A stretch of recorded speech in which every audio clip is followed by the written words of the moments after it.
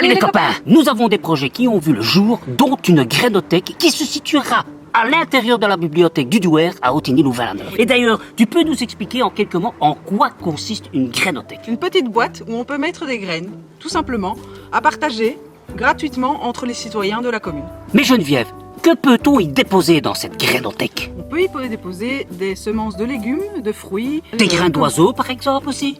Non, les graines d'oiseaux, c'est pour les oiseaux. Ah, ok, d'accord. Quand même. Ok.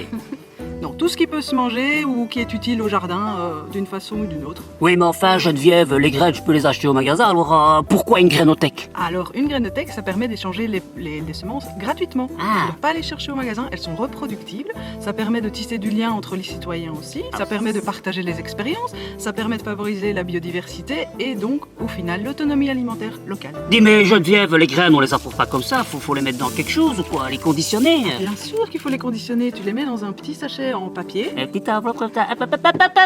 On montrera une prochaine vidéo où vous pourrez les faire vous-même. C'est super simple. Oui, mais si t'as pas de graines, est-ce que tu peux aussi venir en chercher si t'en as pas forcément à donner? Ah bien sûr, c'est justement le principe, c'est gratuit. Si tu veux commencer un potager, tu viens chercher un petit sachet de graines de salade, un petit sachet de graines de cerfeuil, un petit sachet de ce que tu veux, et tu commences ton potager gratuitement. Et puis alors à la fin de la saison, tu reprends les graines des légumes que tu as réussi à faire pousser et tu viens les remettre dans la grainothèque.